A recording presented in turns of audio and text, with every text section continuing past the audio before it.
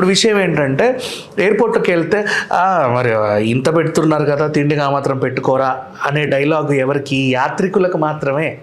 ఆకలి వాళ్ళకు కూడా వేస్తుంది, అవునా? ఇంటి దగ్గర నుంచి ఇంత డబ్బా పట్టుకొస్తారు. కొన్ని సందర్భాల్లో డబ్బాలు ఎలవ్ చేయను, నో నాట్ ఎలౌడ్, మీరు అక్కడే పెట్టి రావాలంటారు.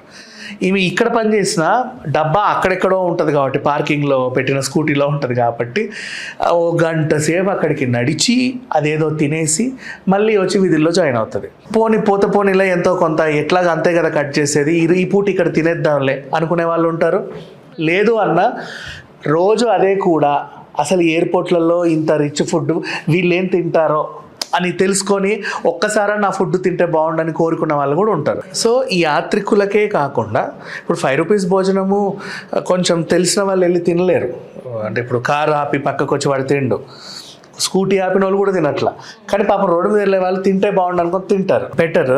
అండ్ ఇప్పుడు ఏంటి 10-20 రూపాయలకి కనీసం తిండి తినలేని వాడైనా సరే ఆ టీ అన్న తాగుతాడు అట్లీస్ట్. నమస్తే, వెల్కమ్ టు అవర్ ఛానల్. నేను సిరి.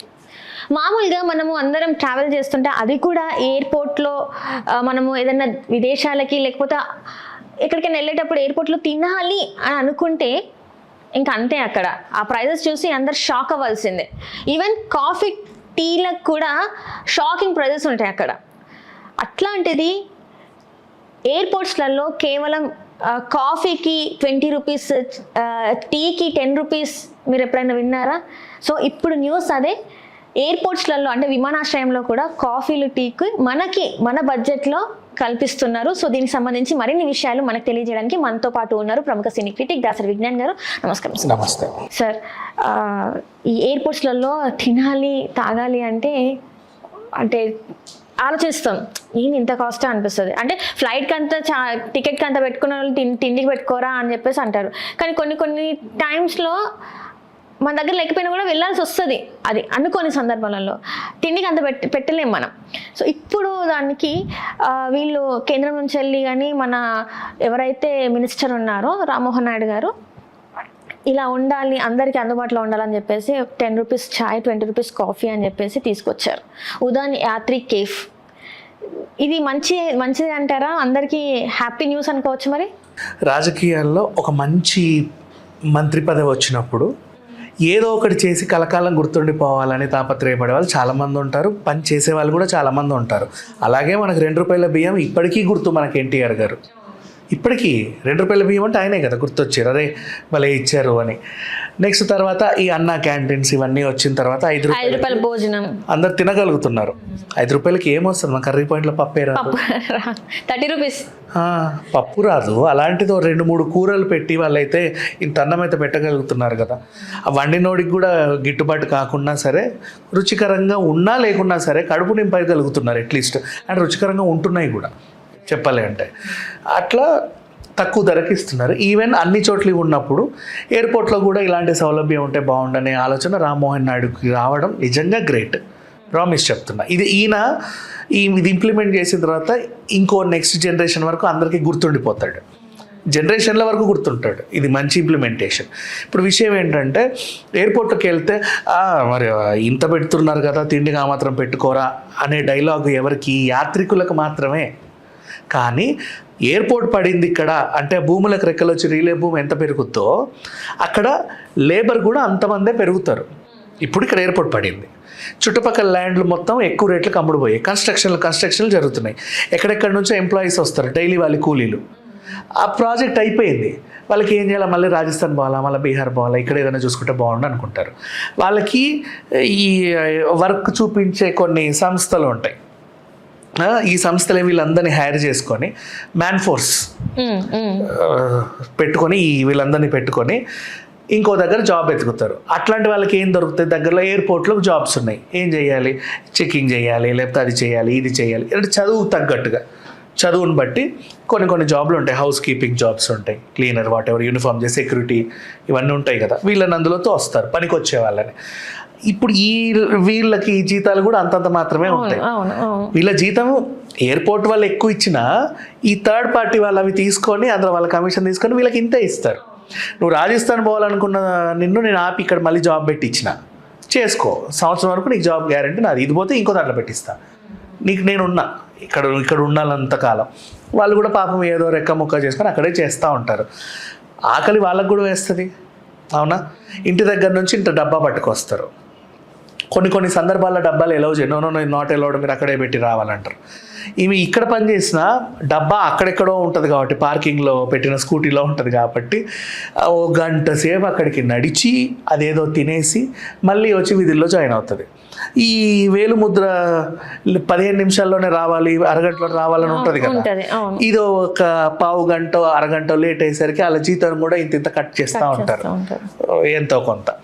సో వాళ్ళకి అయ్యో అనిపిస్తుంది, పోనీలా ఎంతో కొంత ఎట్లాగా అంతే కదా కట్ చేసేది, ఈ పూట ఇక్కడ తినేద్దాంలే అనుకునే వాళ్ళు ఉంటారు. లేదు అన్న రోజు అదే కూడా అసలు ఎయిర్పోర్ట్లలో ఇంత రిచ్ ఫుడ్ వీళ్ళు ఏం తింటారో అని తెలుసుకొని ఒక్కసారి నా ఫుడ్ తింటే బాగుండని కోరుకున్న వాళ్ళు కూడా ఉంటారు, ఎయిర్పోర్ట్లో తినాలనుకునే వాళ్ళు. సో వాళ్ళకి ఏంటి ఆ రేట్లు అవ్వవు, ఛాన్సలే. నువ్వు ఇడ్లీ తిని వాటర్ బాటిల్ తీసుకున్న 500 ఇవ్వాలి, అంటే అది 328 ఎంతో ఉన్నా ఆ ట్యాక్స్ ఈ ట్యాక్స్ అన్నీ కలిపి కొంచెం అటు ఇటుగా 485 ఎంత అవుతుంది. నువ్వు తెచ్చినోడికి వదిలేస్తావే తప్ప ఏం చెయ్యవు. సరే ఒక 500 అయితే ఇచ్చేయాలి. వాళ్ళకి 500 ఒక వారం రోజులు గడిపే డబ్బులు వాళ్ళకి, అంటే చూసి ఖర్చు పెట్టుకుంటారు. కూరగాయలు అవన్నీ అంటే చూసుకొని వాళ్ళు, అంటే డైలీ వేజెస్ ఎట్లా ఉంటారు వాళ్ళు, చాలా కష్టపడి డబ్బులు దాచుకుంటారు. అది ఒక్క రోజులో వాళ్ళు 500 ఖర్చు చేయాలంటే వాళ్ళు అంత ఈజీగా ఖర్చు చేయలేరు. సో ఈ యాత్రికులకే కాకుండా ఇప్పుడు 5 రూపీస్ భోజనము కొంచెం తెలిసిన వాళ్ళు వెళ్ళి తినలేరు. అంటే ఇప్పుడు కారు ఆపి పక్కకు వచ్చి వాడు తిండు, స్కూటీ ఆపిన వాళ్ళు కూడా తినట్లా. కానీ పాపం రోడ్డు మీద వెళ్ళే వాళ్ళు తింటే బాగుండు అనుకో తింటారు. కానీ అది ఎంతమందికి యూజ్ అవుతుందంటే చాలా మందికి. ఈ నిరుద్యోగులు ఎవరైతే ఉన్నారో వాళ్ళ దగ్గర డబ్బులు ఉండవు, ఎందుకంటే వాళ్ళకి జాబ్ లేదు కాబట్టి. చాలా మంది, నేను మాట్లాడిన వాళ్ళతో చాలా మంది నాకు చెప్పింది ఏంటంటే వాళ్ళు 5 రూపీస్ భోజనం తింటారంట. ఇంతకుముందు ఇక్కడ ఏవైతే కొన్ని స్టాల్స్ ఉన్నాయో వాళ్ళు తినేవాళ్ళంట, అక్కడికి వెళ్ళి తినేవాళ్ళు. తింటే అదేం పెద్ద ఇది కాదు, అది కాదు, అవమానం కాదు, నామూషి కాదు. నీ ఆకలి తీర్చే ఏదైనా సరే తిండే. వాళ్ళు చెప్పేవాళ్ళు అంటే చదువుకుంటూ వాళ్ళు, అంటే వాళ్ళ చేతిలో సరైన డబ్బులు లేకపోవడం వాళ్ళ ఇదేం కాదు, ఎంప్లాయీస్ కాదు. మళ్ళీ వాళ్ళు 5 రూపీస్తోని వాళ్ళకి అందులో ఫుల్ మీల్స్ దొరుకుతుంది అంటే హ్యాపీయే కదా. సో ఇప్పుడు కూడా ఇదేంటంటే ఎయిర్పోర్ట్లో వీళ్ళకు కొంచెం ఆసరా దొరికినట్టే ఒక రకంగా చూసుకున్నట్టయితే. అక్కడ ఏది ముట్టుకున్నా 100s పైనే ఉంటుంది. ఇలాంటిది ఇంకొన్ని తీసుకొస్తే ఇంకా మంచిదేమో అనిపిస్తుంది, బెటర్. అండ్ ఇప్పుడు ఏంటి 10-20 రూపాయలకి కనీసం తిండి తినలేని వాడైనా సరే ఆ టీ అన్న తాగుతాడు అట్లీస్ట్. అంటే టీ తాగుతూ కూడా కాలం వెళ్ళ తీసే వాళ్ళు ఉంటారు తెలుసా నీకు. ఒక పూట అన్నం తిని ఇంకో పూట టీ తాగి చాలా మంది ఉన్నారు, అలా సాటిస్ఫై అయ్యే వాళ్ళు కూడా ఉంటారు. సో ఇప్పుడు ఈయన తెచ్చి ఇంప్లిమెంట్ చేసిన ఇది ఏదైతే ఉందో వాళ్ళకి లాస్ అయితే కాదమ్మా, అది పెట్టుకోవచ్చు, పెద్ద విషయం కాదు. ప్రభుత్వ మంత్రి కాబట్టి, ప్రభుత్వం అందే స్థలం కాబట్టి ఓ పక్కన ఇంత జస్ట్ ఓ చిన్న డబ్బా వినియోగించేది. కానీ క్రౌడ్ బాగా వస్తుంది, చక్కగా తాగుతారు, పీపుల్ విల్ ఎంజాయ్. ఇదైతే నేను ఇస్తా అష్యూరెన్స్. అలాగే చూసుకున్నట్టయితే రాఘవ్ చద్దా ఎవరైతే ఉన్నారో ఆమ్ ఆద్మీ ఎంపీ, తను కూడా ముంబైలో ఉన్న ఆ కేఫ్కి వెళ్ళి సందర్శించి అక్కడ టీ తాగడం జరిగిందంటే తను కూడా చెప్పాడంట బాగుంది అని చెప్పాడంట. ఇంక ఇలాంటి ఎంపీలు వెళ్ళి అక్కడ తాగుతున్నారంటే నార్మల్ వాళ్ళు కూడా వెళ్ళి తాగొచ్చు. గవర్నమెంట్ కాబట్టి డైరీతో ఒప్పందంలో కొంచెం తక్కువలో పాలు తెచ్చుకుంటారు, తక్కువలో ఏదో చాయ్ పౌడర్ తెచ్చుకుంటారు, షుగర్ తెచ్చుకుంటారు, చాలు. ఈ 3 ఇంగ్రీడియంట్సే కదా వాళ్ళు టీకి కావాల్సినవి, వాళ్ళు ఇచ్చుకుంటారు. ఇంకా అందులో ఏమన్నా వేస్తే దాని రేట్లు సపరేట్ పెట్టుకుంటారు. ఇదే సేమ్ ఇలానే కొంచెం టిఫిన్స్కి కూడా వాళ్ళు అక్కడ కొంచెం తక్కువ చేస్తే మేబీ చాలా మంది అది చేయలేరు. ఎందుకంటే మనము అక్కడ ఇప్పుడు ఫర్ ఎగ్జాంపుల్ విజ్ఞాన్ ఇడ్లీకి నువ్వు స్టాల్ ఇచ్చావు, మళ్ళీ గవర్నమెంట్ అక్కడ ఫ్రీగా ఇస్తే వాడు ఒప్పుకోడు, గొడవ చేస్తాడుగా. నన్ను ఎందుకు పెట్టావు నాకు ఇక్కడ విజ్ఞాన్ ఇడ్లీ అని, నేను ఒప్పుకోను. అట్లా వాళ్ళకు కూడా వర్కౌట్ ఇది అవ్వని పని. బట్ అట్లీస్ట్ ఈ ఇంప్లిమెంటేషన్ బాగుంది, రైట్. సో అంటే గవర్నమెంట్ ఇలాంటి ఆలోచనలు చేస్తున్నందుకు గవర్నమెంట్ ముందు థ్యాంక్స్ చెప్పాలి. అండ్ అంటే చాలా వరకు ఏంటంటే ఒక నెగిటివ్ ఉంది, ఏం చేయట్లేదు అని చెప్పేసి. ఇలాంటివి కూడా ఇనిషియేటివ్ ఇంకొన్ని ఇలాంటి మంచి ప్రజల ముందు తీసుకొచ్చి రావాలని చెప్పి కోరుకుంటున్నాను. Thank you so much. Hello, Telugu రాజ్యం ఛానల్ చూస్తున్నారా? సామాజిక రాజకీయ జీవన చిత్రణే తెలుగు రాజ్యం. అతిశయోక్తులు అసత్యాలు ఉండవు. రాజకీయ కోణం కాదు, ప్రజా కోణమే కొలబద్ద. తెలుగు రాజ్యం వీక్షణ నీ ఉత్తమ అభిరుచికి నిదర్శనం.